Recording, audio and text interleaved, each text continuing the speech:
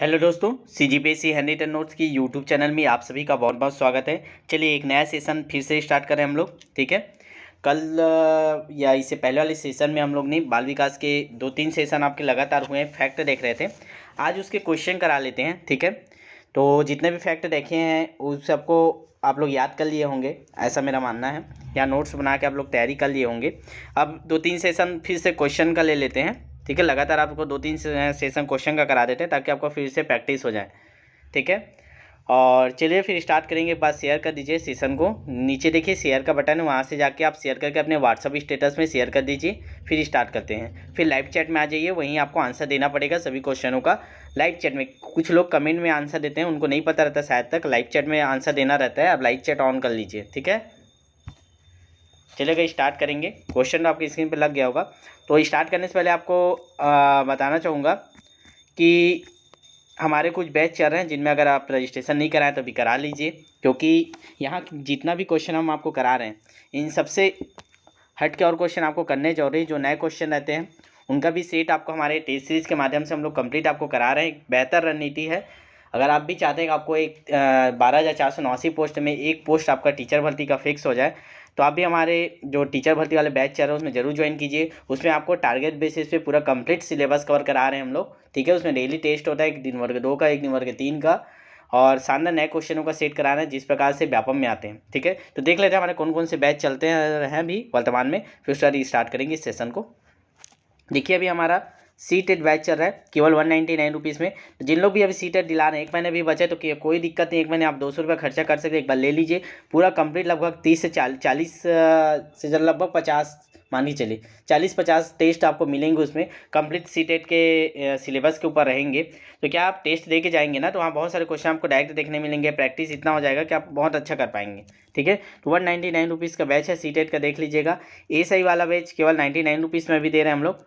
ठीक है, फिर सहायक शिक्षक प्रयोगशाला का बैच चल रहा है हमारा शानदार, इसमें भी एडमिशन चल रहा है अभी। 299 रुपीज़ है, केवल 12वीं पास वालों के लिए। ना DED चाहिए, ना BED चाहिए, ना किसी भी प्रकार का आपका टेट सीटेट चाहिए। ठीक है, ये प्रयोगशाला 299 रुपीज़। सहायक शिक्षक वर्ग 3 का हम लोग कंप्लीट तैयारी करा है केवल 499 रुपीज़ में। तो आप लोग देख लीजिएगा, इसका डिटेल ले लीजिएगा। और वर्ग 2 का 699 रुपीज़ है।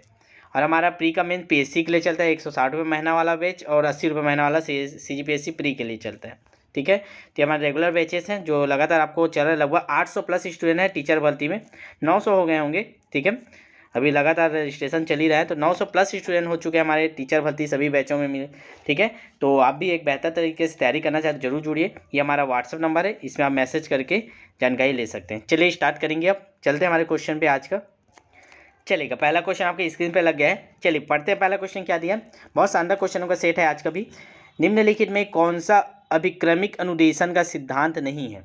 ठीक है, आपको बताना है इनमें से कौन सा अभिक्रमिक अनुदेशन का सिद्धांत नहीं है। अभ्यास का सिद्धांत, सक्रिय अनुक्रिया का सिद्धांत, पुनर्बलन का सिद्धांत, छोटे छोटे पदों का सिद्धांत। इसमें कौन सा अभिक्रमिक अनुदेशन का सिद्धांत नहीं है। अगर आप पढ़े होंगे तो आपको पता होगा कि कौन कौन सा अभिक्रमिक अनुदेशन के अंतर्गत आता है।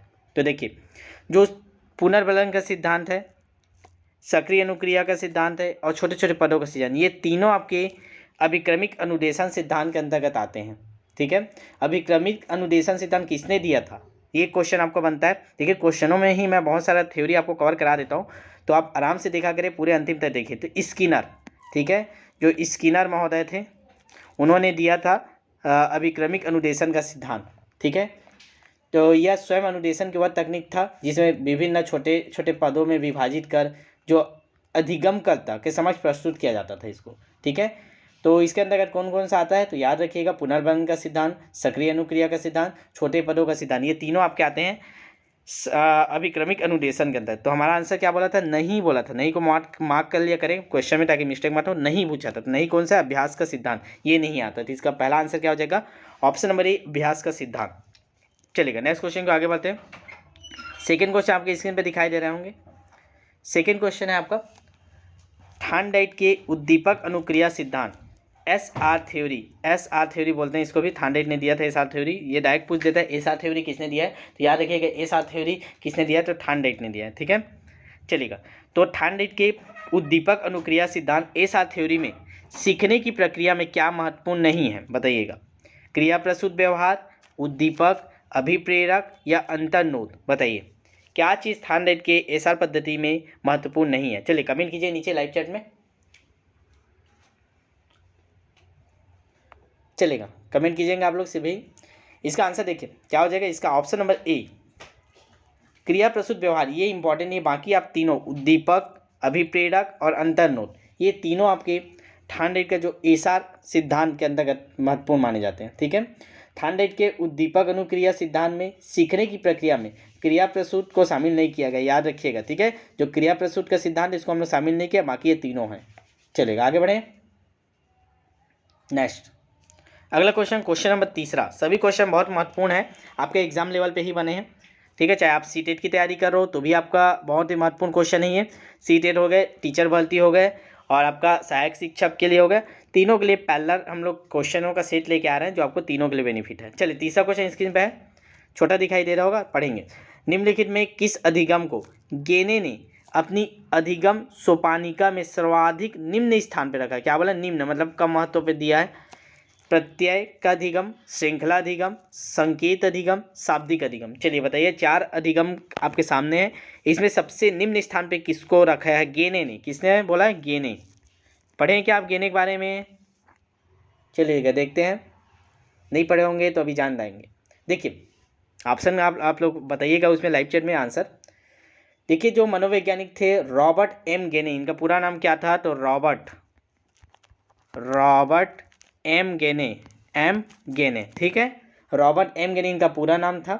ठीक है, इन्होंने एक विशेष प्रकार के पदानुक्रम की व्यवस्था की थी, जिसमें क्या होता था, समस्या समाधान अधिगम को सर्वाधिक उच्च स्थान दिया जाता था। समस्या समाधान को सर्वाधिक उच्च स्थान दिया जाता था, जबकि निम्न स्थान पे किसको रखते थे, संकेत अधिगम, ऑप्शन नंबर सी। ठीक है, गेने के संकेत अधिगम परिस्थिति पावलोव द्वारा प्रस्तुत शास्त्रीय अनुबंध पर आधारित थी। जो पावलोव ने दिया था ना शास्त्रीय अनुबंधन का सिद्धांत, तो एक और याद कर लीजिएगा, शास्त्रीय अनुबंधन का सिद्धांत किसने दिया है, शास्त्रीय अनुबंधन का सिद्धांत किसने दिया है, तो याद रखिएगा शास्त्रीय अनुबंधन का सिद्धांत किसने दिया है, तो पावलोव ने दिया है। ठीक है, पावलोव ने। ठीक, चलेगा, तो इसका सही आंसर क्या हो जाएगा, ऑप्शन नंबर 3 का, क्वेश्चन नंबर 3 का आंसर हो जाएगा हमारा ऑप्शन नंबर सी। ठीक है, चलेगा नेक्स्ट क्वेश्चन को आगे बढ़ते हैं। क्वेश्चन नंबर चौथा आपकी स्क्रीन पर दिखाई दे रहा है, शिक्षण के दौरान आवाज़ में उतार चढ़ाव का उदाहरण है। आवाज़ में आप लोग को उतार चढ़ाव होता है, जो टीचर पढ़ाता है तो वो सब किसके अंतर्गत आते हैं, उद्दीपन परिवर्तन कौशल, समापन कौशल, पुनर्बलन कौशल, प्रस्तावना कौशल। चलिए बताइएगा, जो शिक्षण के दौरान आवाज़ में जो उतार चढ़ाव है वो किसके अंतर्गत आता है, किसका उदाहरण है। चलिए क्वेश्चन नंबर 4 का आंसर करेंगे आप लोग। क्वेश्चन नंबर चौथे का आंसर क्या हो जाएगा, देखिए शिक्षण के दौरान जो आवाज़ में उतार चढ़ाव होता है वो उद्दीपन परिवर्तन कौशल के अंतर्गत होता है। ऑप्शन नंबर ए इसका सही आंसर है। जितने लोगों ने ऑप्शन नंबर ए बोला बहुत सही जवाब है आप लोग का, आप लोग पढ़ के आए हैं। ठीक है, क्योंकि इसमें बालक शाब्दिक साहचर्य के माध्यम से सीखता है और इसमें शाब्दिक अभिव्यक्ति निहित होती है, इसलिए उद्दीपन परिवर्तन कौशल ये उतार चढ़ाव का उदाहरण है। चलेगा next question, question number 5। Question number 5 आपके स्क्रीन पे दिखाई दे रहा है, आंसर करेंगे। निम्न में कौन सा संप्रेषण प्रक्रिया का तत्व नहीं है, संप्रेषण के अंतर्गत कौन सा नहीं आता, माध्यम, पुनर्बलन, प्रतिपुष्टि, अंतःक्रिया। चलिए बताइएगा क्वेश्चन नंबर 5 का आंसर क्या होगा, फास्ट करेंगे। ठीक है, ज़्यादा क्वेश्चन करने की कोशिश करेंगे, जल्दी जल्दी आप लोग आंसर दीजिए। ठीक, और जो नए होंगे आप लोग चैनल को सब्सक्राइब करके रखिएगा, ताकि समय रहते अगर जो भी नए क्लासेस हमारे आते हैं, वैसे प्रतिदिन आपके होने क्लासेस फिक्स हैं। शाम को 7 बजे आपके प्रतिदिन क्लास होते हैं, संडे को 12 बजे से मैराथन क्लास होते हैं, पूरे हफ्ते भर का रिवीजन करते हैं हम लोग 12 बजे से। ठीक है, तो दोनों क्लासेस आपको डेली देखना है, तो चैनल को सब्सक्राइब करके रखिएगा। ठीक है, ताकि जो भी क्लास हो आपको 30 मिनट पहले आपको नोटिफिकेशन पर्सनली मिल जाता है। अगर आप सब्सक्राइब करके रखते हैं कोई भी क्लास नहीं छूटेगा। चलिए 5वें का आंसर क्या हो जाएगा, देखिए पुनर्बलन संप्रेषण प्रक्रिया का तत्व नहीं है। ठीक है, तो ऑप्शन में क्या हो जाएगा, बी, जो पुनर्बलन है ये संप्रेषण प्रक्रिया का नहीं है। तो कौन कौन है, तो याद रखिएगा माध्यम, प्रतिपुष्टि, अंतःक्रिया, ये संप्रेषण प्रक्रिया के अंतर्गत आते हैं। ठीक है, नेक्स्ट क्वेश्चन, क्वेश्चन नंबर 6। मंडित मना बालकों की शिक्षा हेतु कौन सा उपागम उपयुक्त कहा जा सकता है। मंडित मना बालकों की शिक्षा हेतु कौन सा उपागम उपयुक्त कहा जा सकता है, व्यक्ति अनुदेशन, उच्च स्तरीय पाठ्य चर्चा, संवर्धन उपागम, त्वरण उपागम। चलिए बताइएगा इसका सही आंसर क्या होगा। Option number C, question number 6 का देखिएगा, जो मंडित मना बालक होते हैं उन बालकों की शिक्षा होती है व्यक्तित्व अनुदेशन का महत्वपूर्ण उपागम है। सबसे बेस्ट है व्यक्तिगत, क्योंकि आप उनकी कमजोरियों को समझेंगे, उनको पर्सनली आप वो देंगे अनुदेशन, तब तो सुधार पाएगा ना। तो व्यक्ति के अनुदेशन का महत्वपूर्ण उपागम है। व्यक्ति के अनुदेशन से मंदबुद्धि बालकों की शिक्षा की सफलता का पता लगाकर शिक्षा क्या करते हैं, उसी के अनुरूप कार्यक्रम तय करता है। ठीक है, मंदी मना का और क्या बोल सकते हैं हम लोग, तो इसको मंद बच्चे भी बोल सकते हैं, मंद बुद्धि वाले भी बोल सकते हैं ना, उसी का शब्द ही है, समानार्थी शब्द है मंदित मना, या मंद बुद्धि भी बोलते हैं, तो मंद बुद्धि भी देगा तो भी यही आंसर आएगा। ठीक है, मंद बुद्धि जो बालक होते हैं उनको हम पर्सनली व्यक्तिगत अनुदेशन देकर उनके जो भी परेशानी है समस्याओं को कम कर सकते हैं। चलिए क्वेश्चन नंबर 7 आपकी स्क्रीन पे दिखाई दे रहा है। निम्न में कौन सा कथन सत्य नहीं है, बताइएगा। सीखना व्यवहार परिवर्तन की एक प्रक्रिया है, शिक्षा एक लक्ष्य उन्मुख प्रक्रिया है, विकास एक मात्रात्मक प्रक्रिया है, वृद्धि एक जैविक प्रक्रिया। ऑप्शन नंबर आपको बताना है, चारों ऑप्शन में कौन सा सही नहीं बोला है ना, नहीं, कौन सा सही नहीं है। अच्छे से पढ़िएगा क्वेश्चन नंबर 7 का आंसर करिए। चलिएगा देखते हैं, पहला ऑप्शन क्या बोलता है, सीखना व्यवहार परिवर्तन की एक प्रक्रिया। बिल्कुल, हम लोग कुछ भी सीखते हैं तो व्यवहार हमारा परिवर्तन होता ही है। शिक्षा एक लक्ष्य उन्मुख प्रक्रिया, बिल्कुल शिक्षा एक लक्ष्य उन्मुख प्रक्रिया है। वृद्धि एक जैविक प्रक्रिया, ठीक है, ये हमारा वृद्धि हमारा जैविक प्रक्रिया, हमारे शरीर बढ़ना ये जैविक रूप से बढ़ता है। लेकिन विकास एक मात्रात्मक प्रक्रिया नहीं है, तो इसका सही आंसर क्या हो जाएगा, ऑप्शन नंबर सी। ठीक है, हमारा जो विकास है ये मात्रात्मक नहीं है। ठीक है, क्योंकि ये जीवन पर्यंत चलने वाली प्रक्रिया है, इसको हम लोग माप नहीं सकते। ठीक है, ये गर्भावस्था से प्रारंभ होकर मृत्यु पर्यंत तक चलती है। विकास शब्द का प्रयोग परिणामात्मक परिवर्तनों के साथ साथ गुणात्मक कार्य के लिए गुणात्मक परिवर्तन भी के अंतर्गत आता है। तो हमारा ऑप्शन हो जाएगा ऑप्शन नंबर सी। ठीक है जी, चलेगा।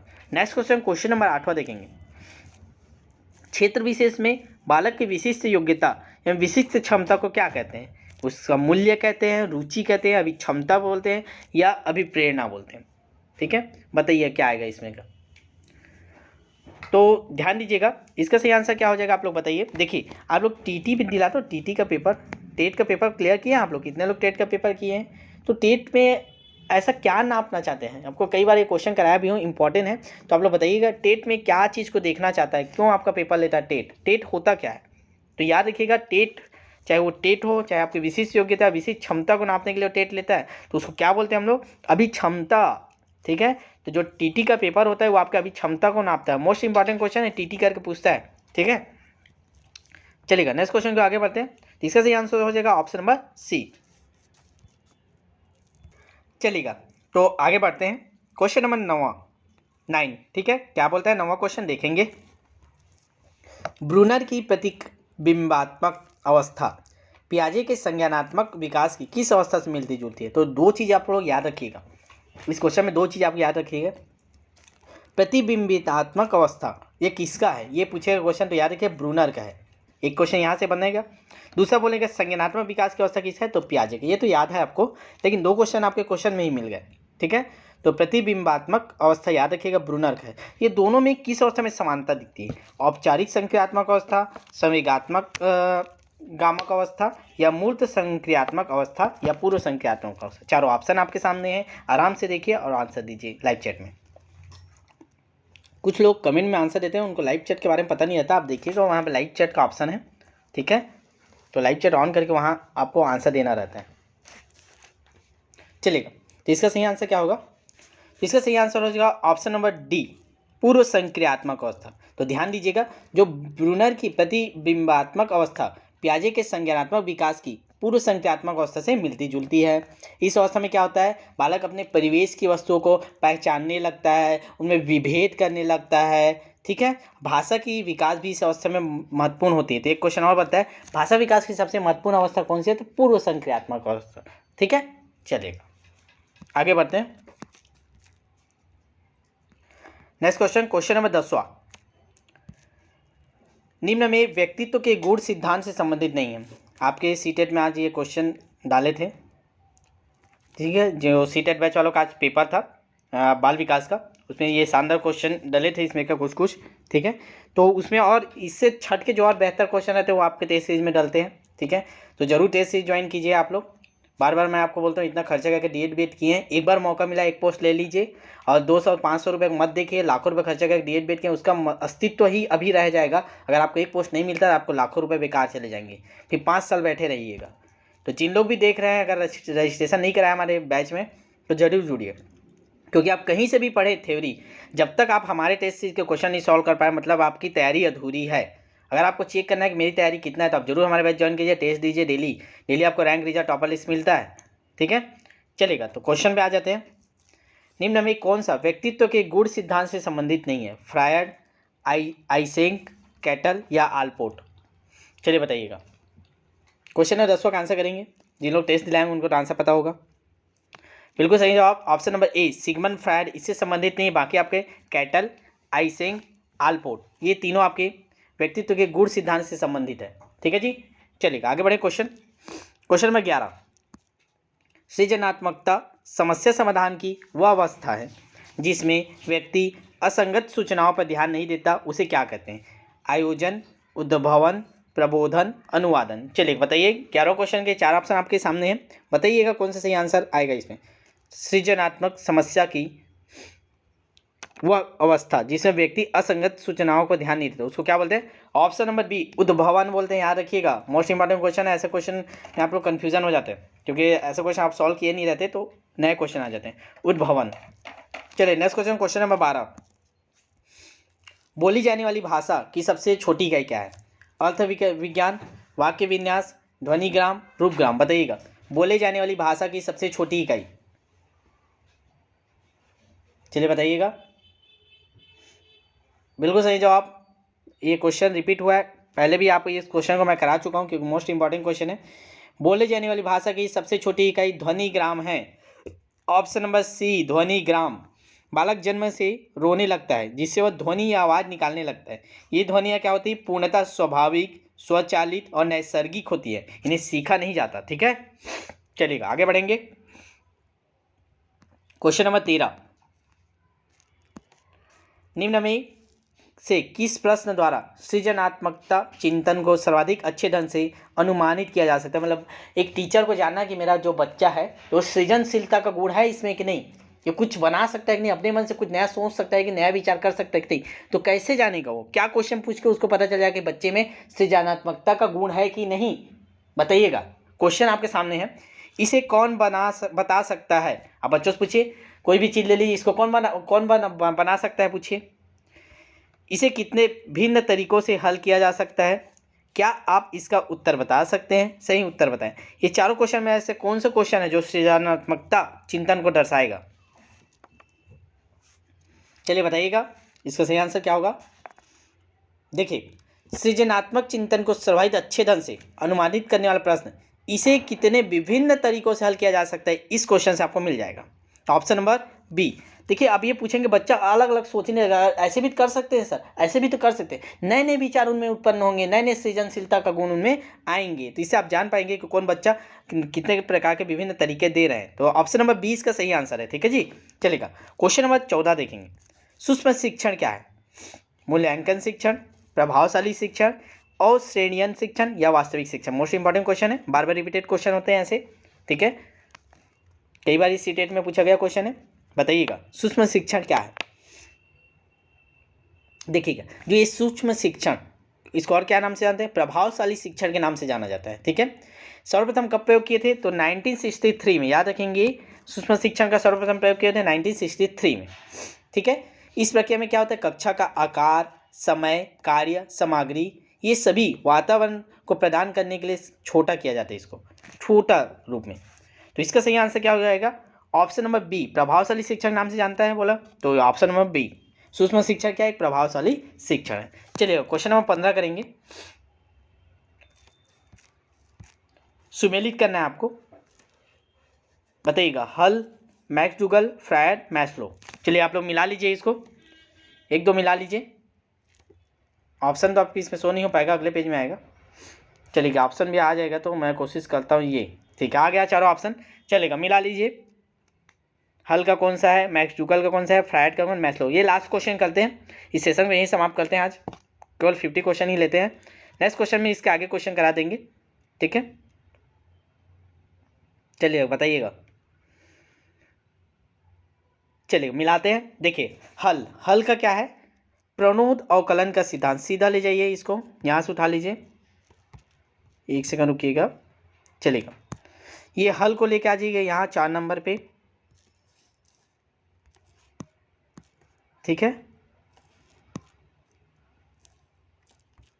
तो ए का 4, हल का क्या है, प्रणोद अवकलन का सिद्धांत, ये हल का है। तो ए का 4 किसमें किसमें दिखाई दे रहा है, ए में भी है, बी में भी है, डी में भी है, ठीक है। फिर अगला देखते हैं मैक्स डुगल का क्या है, आपको पता है क्या मैक्स डुगल का सिद्धांत।